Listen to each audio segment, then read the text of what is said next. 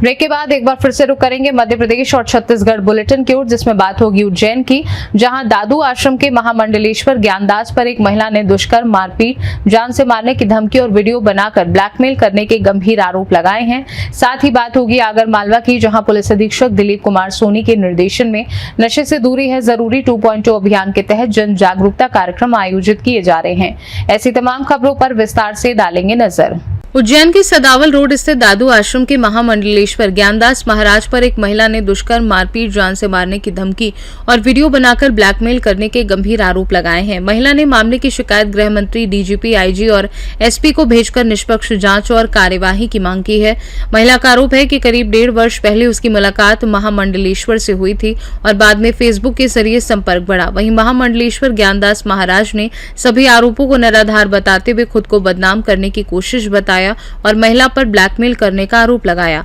महाकाल थाना पुलिस ने दोनों पक्षों से मिली शिकायतों, दस्तावेजों और तकनीकी साक्ष्यों की जांच शुरू कर दी है। पुलिस का कहना है कि जांच के बाद तथ्यों के आधार पर आगे की कार्यवाही की जाएगी। हमारा जी एक युवती ने आरोप लगाया है कुछ आपके ऊपर, किस तरह के आरोप है और कब से ये महिला जुड़ी हुई थी और क्या कारण था, किस तरह के आरोप लगा? समाचार के माध्यम से सुबह मॉर्निंग में जब पता चला कि महिला ने मेरे ऊपर आरोप लगाया है, तो उसमें मैं इतना ही कहना चाहूँगा कि ये पूरा मामला ब्लैकमेलिंग और हनी ट्रैप का है, जो कि मैंने पूर्व में महाकाल थाने में आवेदन दे दिया है और पुलिस इसकी निष्पक्षता के साथ जांच कर रही है और पुलिस की जांच पर मुझे पूर्ण भरोसा है कि वो निष्पक्ष जांच होगी और निष्कर्ष तक जो है बात पहुँचेगी और दूध का दूध, पानी का पानी होगा। ये महिला कब से जुड़ी थी आपसे, क्या कुछ? 2025 का जब कुंभ मेला था उस समय उसने काफ़ी मैसेज मेरे को किए थे, कहाँ आपका कैंप लगा है और आप कहाँ मिलेंगे, कैसे मिलेंगे। तो मैंने कहा मैं उज्जैन आऊँगा तब मिलूँगा। उज्जैन आने के बाद कई बार उसने मिलने की कोशिश करी, बात करी, तो फिर मैंने बहुत सारे मैसेज करे तो मैंने कहा कि आश्रम का मैंने एड्रेस बता दिया था। तो मनीष नाम का लड़का और दोनों जो है यहाँ आश्रम पर आए थे और मेरे को हिंदुत्व की बात करने लगे कि हम बहुत बड़े धार्मिक कार्यक्रम करते हैं और हिंदुत्व की बात, हिंदुत्व का काम करते हैं और गौशाला की गायों का भी हम काम करते हैं, गौ सेवा भी करते हैं। तो मैंने सोचा कि बड़ी अच्छी बात है, तो हिंदुत्व के काम करने वाले लोग मिलते ही नहीं है। इस प्रकार की बातें करी तो मैं थोड़ा उनके ऊपर प्रभावित हुआ। धीरे धीरे उनका आना जाना हुआ, कुछ पैसे उन्होंने उधार लिए, फिर मैंने कहा कि मेरे पैसे लौटाओ, तो उन्होंने इस प्रकार की बात करने लगे, आपको ब्लैकमेलिंग में फंसा देंगे, हनी ट्रैप में जो है आप पैसा दो नहीं तो आपके ऊपर रेप का केस लगा देंगे, आप जो है पूर्ण रूप से हमको 25 लाख रुपए नगद दे दो, आश्रम दे दो, 50 लाख का मकान दे दो। इस प्रकार की डिमांड जब उनकी बढ़ी तो मैंने सोचा कि करो या मरो की स्थिति है, इस जन्म में इतना पैसा तो मैं इकट्ठा कर नहीं सकता हूँ। तो सोचा कि मरने की बजाय न्यायपालिका है, पुलिस है, संविधान है, तो कहीं ना कहीं मुझे न्याय मिलेगा। और मैं पुलिस की शरण में गया और वहाँ आवेदन दिया। जैसे ही उसको पता चला कि मेरे खिलाफ आवेदन लगा है, तो दूसरे तीसरे दिन उसने मेरे खिलाफ रेप का आवेदन दे दिया, जो कि पूरा निराधार है, जिसका कोई आधार नहीं है। और उसने जो ब्लैकमेल किया है उसकी ऑडियो, चैट, फोटोज मेरे पास है और सारी के सारे प्रूफ मैंने पुलिस को दे दिए हैं, जिसकी निष्पक्षता के साथ जाँच चल रही है। महाराज जी, अभी तक कितना पैसा दे चुके हैं? अभी तक लाखों रुपए मैं दे चुका हूँ और करोड़ों की डिमांड उसकी, अगर आकलन किया जाए आश्रम और 25 लाख और 50 लाख का मकान, तो करोड़ों की डिमांड उसकी वर्तमान में रही। तो मैं पूरी तरह से घबरा गया था। मैंने कि ये तो बड़ा मुश्किल काम है और साधु जीवन भी खराब होगा कहीं ना कहीं। समय भगवान ने दिया, अच्छा तो भजन करेंगे, इसलिए मैं थाने में जाकर के अपना आवेदन प्रस्तुत किया। जो अमाउंट दिया, ये क्यों दिया था आपने, क्या कारण था? ये जो अमाउंट दिया था वो पहले तो उन्होंने उधार लिया था कि मेरे पास बहुत सारी जमीन अभी फसल नहीं आई है, तो आप थोड़ा मुझे पैसा दे दो, तो फसल आएगी तब मैं पैसा दे दूंगी। इस प्रकार का बोल करके मेरे से पैसा लिया गया था। जब मैंने वापस मांगे तो इन्होंने इस प्रकार के आरोप लगाना शुरू कर दिया। कितना पैसा लिया? लगभग 2 लाख के आसपास उसने उस समय लिए थे, जो ऑन रिकॉर्ड है। महाराज जी, इससे पूर्व में भी आप पे एक महिला ने आरोप लगाया था, फिर वो निराधार निकले थे। मेरे ऊपर, मैं बताऊं आपको, मेरा किसी प्रकार से कोई, किसी महिला से कोई ऐसा है नहीं, कोई संपर्क नहीं है। और जिस प्रकार पहले भी आरोप लगे थे वो निराधार आरोप लगे हैं।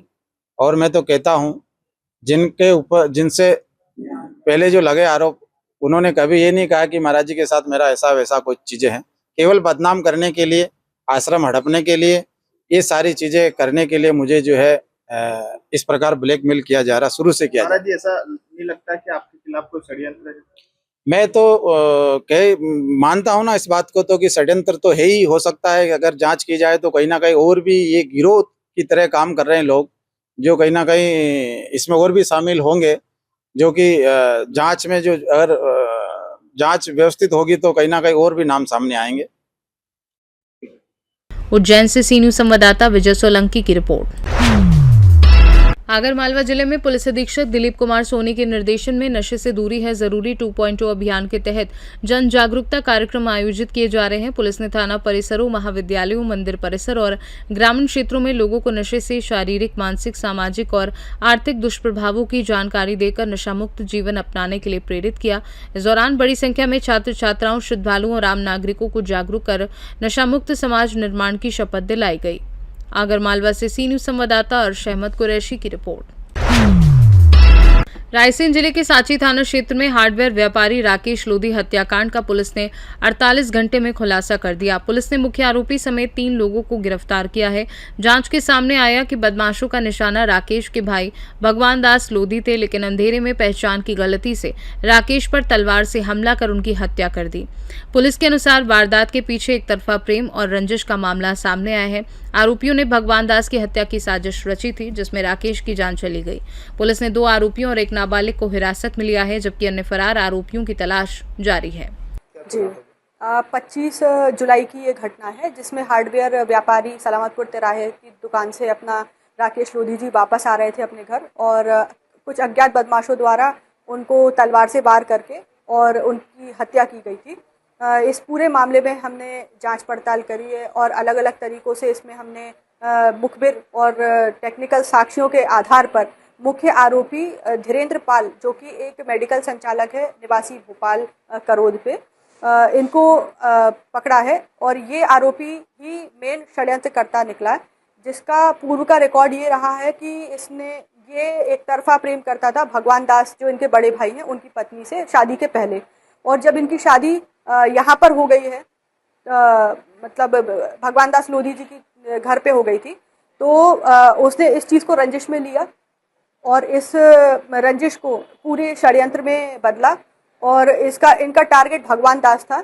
भगवान दास की कदकाठी और जो पहनावा और जो बाइक है वो बिल्कुल सेम राकेश लोधी जैसा था। राकेश लोधी उस दिन भगवान दास की बाइक लेकर आ रहे थे। इस प्रकार से जो भी षड्यंत्र करता थे, उनके द्वारा राकेश लोधी को भगवान दास समझकर ये सारी चीज़ें मतलब इस घटना को अंजाम दिया। मैडम, बड़ी चुनौती थी इस खुलासा करने में आपको, किस तरीके से फिर आपकी पूरी टीम ने इसका? जी, इसमें अलग अलग एंगल मिले थे, हमें काफ़ी लीड्स थी, उन सभी पे काम करने में हमारा मतलब लगभग समय निकला। किसी ने मतलब इस प्रकार की लीड पे ज़्यादा सोचा नहीं था कि इसको मतलब मिस इंटरप्रेट करके इनको मारा जा सकता है। तो सबसे पहले राकेश लोधी जी के एंगल पे काम किया। फिर जब हमें लीड मिली इसमें पूरे टेक्निकल साक्ष्य और मुखबिर की सूचना पे, तब जाकर हमने इस लीड पे काम किया, तो ये पता लगा कि ये शक मतलब अलग तरीके से ख़त्म हो गए हैं। इनका टारगेट भगवान दास थे। रायसेन से सी न्यूज संवाददाता अरशद मसूद की रिपोर्ट। अशोकनगर विधानसभा क्षेत्र के ग्राम बरखेड़ा लाल के घरोई चक्के में लंबे समय से चली आ रही बिजली समस्या को लेकर विधायक इंजीनियर हरिबाबू राय ग्रामीणों के साथ विद्युत विभाग के महाप्रबंधक कार्यालय पहुंचे। उन्होंने अधिकारियों से मुलाकात कर क्षेत्र में नियमित और गुणवत्तापूर्ण बिजली आपूर्ति की मांग की। विधायक ने समस्या का प्राथमिकता के आधार पर स्थायी समाधान कराने का निर्देश दिया। अधिकारियों ने जल्द कार्यवाही का आश्वासन दिया। वहीं विधायक ने कहा कि जनहित से जुड़े हर मुद्दे पर वह क्षेत्रवासियों के साथ खड़े रहेंगे। अशोकनगर से सी न्यूज संवाददाता गोलू यादव की रिपोर्ट।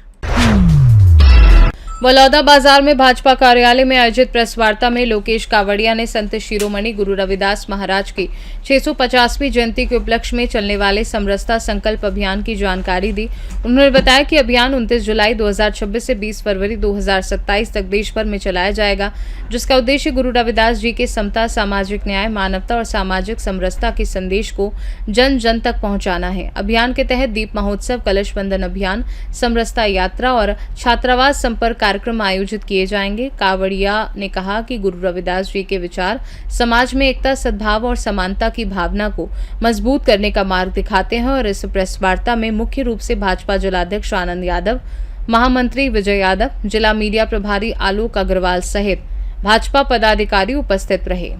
आज हमारे पत्रकार साथियों से चर्चा करने हेतु हमारे बीच बेशक्त वित्त विकास निगम के अध्यक्ष और भारतीय जनता पार्टी के बहुत ही वरिष्ठ नेता सम्माननीय लोकेश कावड़िया जी उपस्थित हैं। मैं सम्माननीय लोकेश कावड़िया जी से निवेदन करूंगा कि पत्रकार वार्ता प्रारंभ करें। सभी को नमस्कार। आज जो प्रेस कॉन्फ्रेंस है उसमें महत्वपूर्ण विषय जो है जिसको कि संत श्री रविदास जी की 650वीं जयंती के उपलक्ष्य में यह कॉन्फ्रेंस की जा रही है, जिसमें लगातार 20 फरवरी तक, यानी कल से लेकर के 20 फरवरी तक कोई न कोई कार्यक्रम दिए जा रहे हैं और ये कार्यक्रम पूरे देश के अंदर होगा। एक ऐसे संत जो कभी भी जात पात और सामाजिक समरसता के साथ में उन्होंने हर जगह काम किया है और उसी के संदर्भ में यह प्रेस कॉन्फ्रेंस आयोजित की गई है। पार्टी का निर्देश हुआ, मैं रायपुर से चलकर यहाँ आया हूँ। मेरे पास जो है दिव्यांगजन वित्त एवं विकास निगम का अध्यक्ष का दायित्व है और उसी के तहत हम दिव्यांगजनों के बीच में काफ़ी काम कर रहे हैं। आज इस प्रेस कॉन्फ्रेंस के माध्यम से हम आपको बताना चाहेंगे कि संत श्री रविदास जी महाराज खाली किसी पर्टिकुलर एक समाज के नहीं थे, बल्कि वे सर्व समाज के थे और समरसता के, सामाजिक समरसता के हिसाब से काम किया करते थे। और संत कबीरदास जी उनके समकालीन संत रहे हैं। निश्चित तौर पे इन लोगों ने जो काम किया है, जो सामाजिक समरसता बनाने का प्रयास किया है, उसको भारतीय जनता पार्टी ने 650वीं उनकी जन्म जयंती के उपलक्ष्य में इस कार्यक्रम को अपने हाथ में लिया है। जैसा कि आप जानते हैं, कल गुरु पूर्णिमा भी है और 29 जुलाई को उनका जन्म दिवस रहा है और उसी को मनाने के लिए एक 20 फरवरी तक लगातार ये कोई न कोई कार्यक्रम होंगे और उस कार्यक्रम की डिटेल आपको हमने उपलब्ध भी कराई है।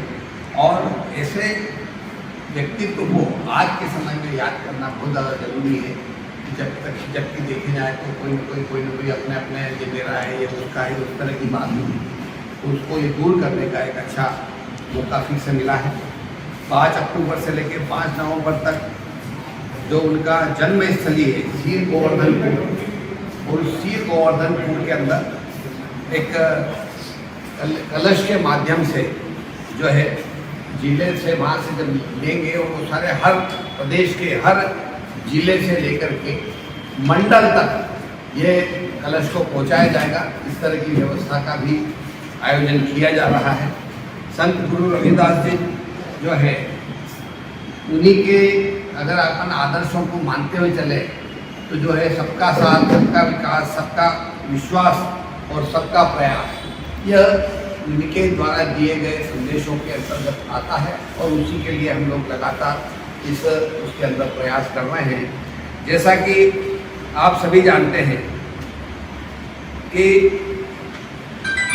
संत जी जो है, एक कहावत है कि मन चंगा तो कठौती में रहता, यह उन्हीं का दिया हुआ वर्ड है।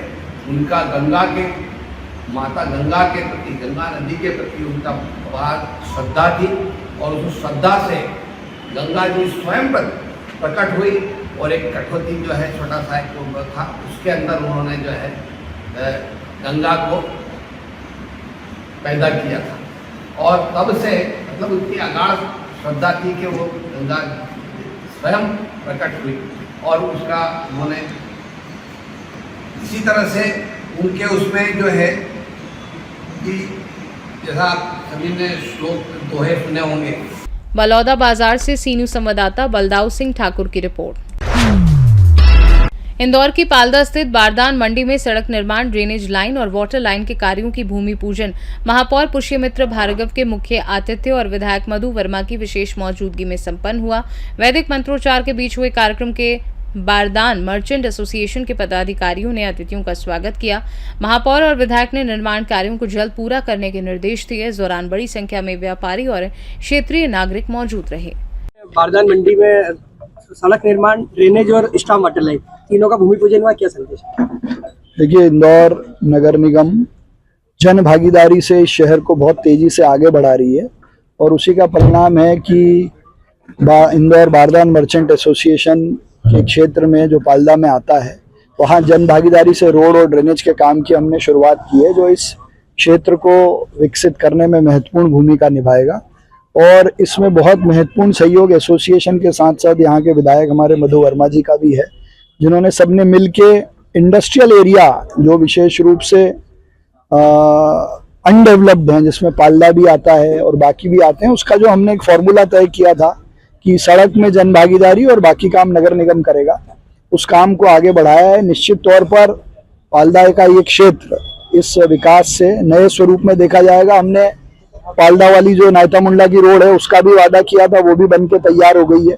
तो ऐसे कई सारे काम है जो हमने कहे हैं, वो अब हम लगातार पूरे कर रहे हैं। आपने इन व्यापारी से क्या कहना चाहेंगे? देखिए, सबसे पहले तो मैं बारदान व्यापारी एसोसिएशन को बधाई देता हूं कि उन्होंने एक बड़ा संकल्प लिया और उसके कारण आज ये रोड, ड्रेनेज और स्टॉर्म वाटर का काम चालू हो रहा है। उसके लिए महापौर जी को भी धन्यवाद देता हूँ कि उन्होंने बहुत उदार, हमारे यहाँ 50% की पॉलिसी थी, लेकिन महापौर जी ने सिर्फ रोड के अंदर 40% मांगा और बाकी काम सारे करोड़ों के नगर निगम कर रही है। और मैं समझता हूँ बारदान एसोसिएशन एक, मेरे को लगता है कि मतलब सबकी जो एकता है और जिस तरह से उन्होंने अभी यहाँ मतलब करके और सबसे पहले काम करा लिया। मैं अगली बार जब मिलेंगे अपन यहाँ 4 महीने बाद, 5 महीने बाद, तो यहाँ पे रोड बनी हुई मिलेगी, ड्रेनेज बनी हुई मिलेगी और निश्चित है कि फिर हम सब लोग महापौर जी को बुलाएंगे इसका लोकार्पण करने के लिए बहुत जल्दी। और कुछ काम लोगों ने और भी बताया हमको, ट्रांसफार्मर का ये करना, निश्चित है कि हम छोटे मोटे काम। पानी की टंकी की मांग आपने की लोगों से? पानी की टंकी की हमने बात करी सारे एसोसिएशन से, मैंने कहा उदार मन करके इस क्षेत्र को पानी मिले उसके लिए करेंगे। और मैं समझता हूँ कि आप लोगों ने सहमति बताई, एसोसिएशन बैठ के सब लोग बैठ के तय करेंगे तो ठीक रहेगा, क्योंकि एक व्यक्ति का निर्णय नहीं होता, ये सारे लोगों का निर्णय होगा तो निश्चित है उनको भी कोई कठिनाई नहीं आएगी।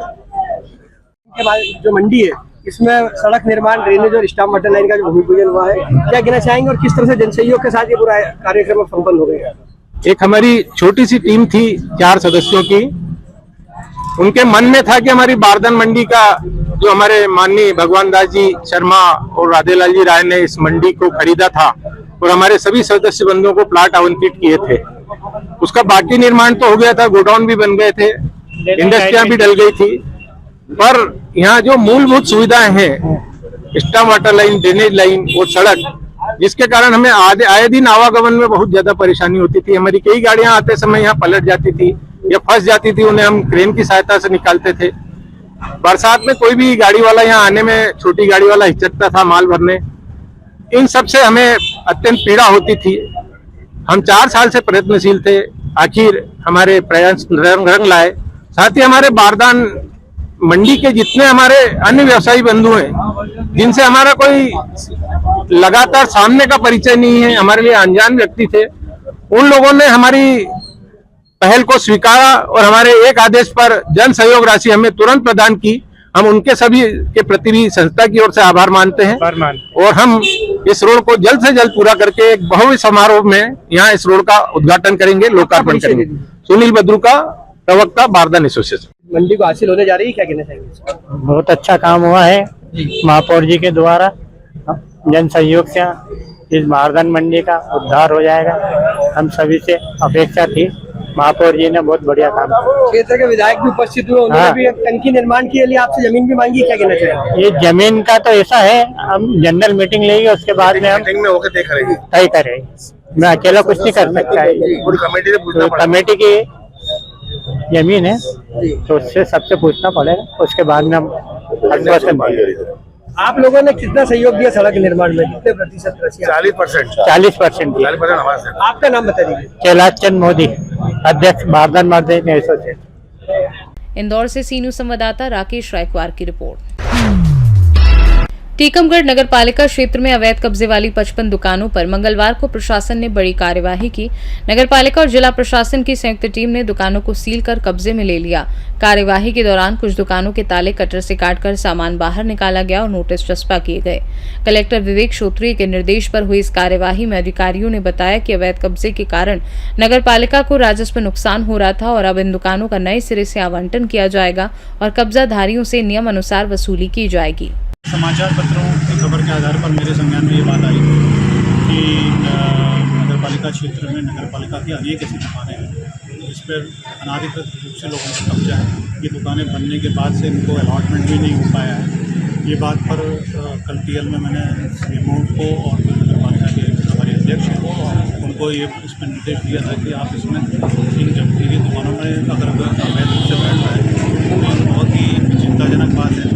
इसमें आर्थिक पक्ष भी है, नगर पालिका को हानि होती है और ये नगर पालिका एक्ट के प्रावधानों का उल्लंघन भी है। इस कानून के द्वारा संज्ञान लिया गया और सारे आज नगर पालिका के परिषद के सभी सदस्यों की इसमें सहमति थी कि उन दुकानों को वापस नगर पालिका के पक्ष में कब्जा पहले प्राप्त किया जाए और इसके बाद इसको जो उनका व्ययन जो है जो मानक प्रक्रिया है टेंडर के आधार पर सबको करेंगे। इससे नगर पालिका को आय भी होगी और उनकी संपत्ति पर उनका कब्जा भी। सर कितनी दुकान है ये वैसे? नहीं, इसके बारे में अधिक जानकारी तो आपको नगर पालिका के सीएम दे देंगे और टोटल उन्होंने बताया था कि करीबन 55 दुकानें ऐसी थी जिसमें से कल अनेक खाली भी पड़ी हैं और कुछ पर कब्जा है। उन कब्जों को आज हटाने के लिए या उनको कब्जे को वापस प्राप्त करने के लिए नगर पालिका। सर जिनका कब्जा है उन लोगों ने उनको किराए पर दे रखा था, उपकिराए पर। मैंने सीएमओ को ये भी निर्देशित किया है, कल लिखित रूप में दिया है कि अगर कोई व्यक्ति किसी भी दुकान पे कब्जे में था, क्यों था, उसकी जांच की जाए, उसमें कितने लंबे अवधि से वो लोग इस पर काबिज हैं, उनसे इस पर रिकवरी करना चाहिए और ये सारी कार्यवाही नगर पालिका करनी चाहिए। मेरी उम्मीद है कि नगर पालिका परिषद इस पर एक अच्छा निर्णय लेकर को भी कोई व्यक्ति अनाधिकृत रूप से काबिज था तो कैसे था, अनेक अलग कारण हो सकते हैं, लेकिन अगर उन्होंने इसका संपत्ति का उपयोग किया है तो मुझे लगता है कि उसकी क्षतिपूर्ति क्षतिपूर्ति नगर पालिका। टीकमगढ़ से सीनू संवाददाता मनोज खरे की रिपोर्ट। उज्जैन के श्री महाकालेश्वर मंदिर के निशुल्क अन्न क्षेत्र में अब श्रद्धालुओं को सप्ताह में 2 दिन दक्षिण भारतीय भोजन का प्रसाद मिलेगा। मंदिर प्रबंध समिति ने रस संगमम एक भारत अनेक परंपराएं अभियान के तहत मेन्यू में बदलाव किया है। मंगलवार को इडली या वड़ा, सांभर, स्टीम चावल, पोंगल और मौसमी सब्जी, जबकि शुक्रवार को पुलिहोरा, पायसम, रसम, स्टीम चावल और मौसमी सब्जी प्रसाद के रूप में परोसी जाएगी। मंदिर समिति का कहना है कि इस पहल का उद्देश्य देश की विधिक पाक परंपराओं से श्रद्धालुओं को परिचित कराना और विविधता में एकता के संदेश को मजबूत करना है। जय महाकाल। मैं यहाँ आई हूँ उज्जैन में, मुझे बहुत ही अच्छा महसूस हो रहा है। यहाँ आई हूँ तो यहाँ पे खाना भी मिलता है और बाबा के दर्शन किए तो हमें बहुत ही अच्छा लग रहा है। यहाँ पे काफी आनंद महसूस हो रहा है मन में। यहाँ पे काफी प्रकार के खाने मिल रहे हैं, इडली मिल रही है, आइटम बहुत सारे मिल रहे हैं। यहाँ पे नारियल की चटनी है, सांभर है, बीन्स की सब्जी है, मेथी दाल है, चावल है। दीदी यहाँ बहुत अच्छा लग रहा है। चालू की गई है प्रसाद को लेकर, पहले पूरी रोटी मिलती थी, अब साउथ इंडियन खाना भी मिल रहा है, क्या कहेंगे? लाजवाब खाना है यहाँ पे, लाजवाब खाना है यहाँ पे। मेरा नाम है पायल हल्दार, मैं वेस्ट ऑफ बंगाल से हूँ, पर मुझे यहाँ आकर बहुत ही अच्छा लग रहा है। बताएं किस प्रकार से भोजन व्यवस्था में महाकाल में बदलाव हुआ है, आप भी यहाँ पे बहुत भोजन बहुत अच्छा है। यहाँ पे बदलाव भी हुआ। मंगलवार और शनिवार को साउथ इंडियन खाना चेंज हो गया और यहाँ पे खाना बहुत ही अच्छे से शुद्ध शाकाहारी पूरा अच्छे से मिलता है। और मैं इंदौर से ही आई हूँ, पहले भी आ चुकी हूँ, लेकिन इस बार मुझे बहुत चेंज लगा खाने में, क्योंकि मंगलवार और शनिवार को साउथ इंडियन खाना हो चेंज हो। मेरा नाम अंतरा घोष। सर आज साउथ इंडियन शुरू किया है, सर क्या सोच के सब कुछ किया और कब कब ये दिन किसके दिन मिलेगा? देखिए बाबा महाकाल के जो श्रद्धालु हैं वो पूरे देश भर से बाबा महाकाल के दर्शन के लिए आते हैं और जो श्री महाकालेश्वर मंदिर का अन्य क्षेत्र है इसमें सभी श्रद्धालुओं के लिए जो भोजन प्रसादी है उसकी व्यवस्था जो है की जाती है। चूँकि पूरे देश के श्रद्धालु जो है यहाँ दर्शन के लिए आते हैं, तो उसी सोच को ध्यान में रखते हुए माननीय मुख्यमंत्री जी की मंशा अनुसार और कलेक्टर सर के जो अध्यक्ष हैं उनके मार्गदर्शन में यहाँ पे जो मंगलवार को और शुक्रवार को 2 दिन के लिए जो दक्षिण भारतीय जो भोजन प्रसादी है उसको प्रारंभ किया गया है। इसमें जैसा कि आप आज देख सकते हैं कि श्रद्धालुओं का बहुत ही अच्छा फीडबैक इसमें आया है और अन्य दिनों की अपेक्षा आज अधिक संख्या में श्रद्धालु यहाँ भोजन प्रसादी ग्रहण करने के लिए पहुँचे हैं। तो मंगलवार के दिन और शुक्रवार के दिन 2 दिन मंदिर समिति की तरफ से जो भोजन प्रसाद दिया जाएगा उसमें दक्षिण भारतीय व्यंजन जो है सम्मिलित रहेंगे, जैसे इडली, वड़ा, सांभर, स्टीम राइस, रसम और मीठा प्रसाद भी जो है वो भी दक्षिण भारतीय ही रहेगा। मीठे चावल या पोंगल इत्यादि की जो वर्तमान में व्यवस्था है वो शुरुआत की गई है। उज्जैन से सी न्यूज संवाददाता विजय सोलंकी की रिपोर्ट। मध्य प्रदेश और छत्तीसगढ़ बुलेटिन में फिलहाल के लिए इतना ही। देश दुनिया की बाकी खबरों को जानने के लिए देखते रहिए सी न्यूज भारत।